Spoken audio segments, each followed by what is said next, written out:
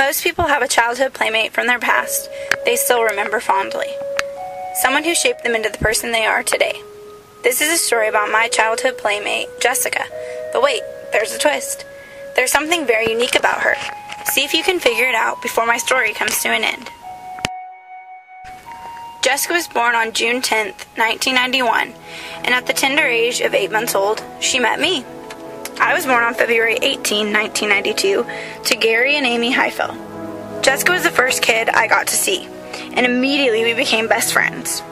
Growing up, we liked each other so much that we wanted to do everything together. We played together, took baths together, she went to my family camping trips every year, while I went to hers. She even came to my relatives' birthday parties. Her mom, who I call my grandma, can recall when she used to babysit us that she would take us with her when she went to the grocery store. She says that people would always ask her if we were twins, and her reply would be, no. They would then ask, well, what about sisters? To which she would say, not quite. They would eventually give up with, well, then maybe best friends. To finish off the conversation, Grandma would wink while she said, well, yes, of course, but they're more than that. It was at Jessica's house that we can recall playing lots of make-believe games, such as Mommy and Daddy, pretending we worked at a grocery store, or putting on magic tricks. She was always the shy, quiet one, while I was very much outgoing and loud. She was older than me, and I didn't like how it felt that she had the authority to boss me around. So being the stubborn little girl I was, I would always step up and take charge before she could. This factor, I believe, is why I have grown to be very outspoken and sometimes bossy. Likewise, as an adult, she is shy and more of a follower. I think it's very interesting how these roles reversed somewhere when we were little. Still to this day, we sit back and laugh about the promise we made to each other sitting in her room one day.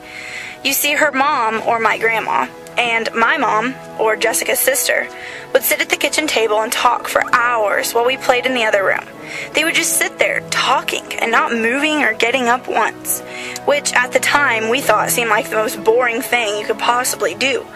So, our promise to each other was that no matter what, we would never be like that.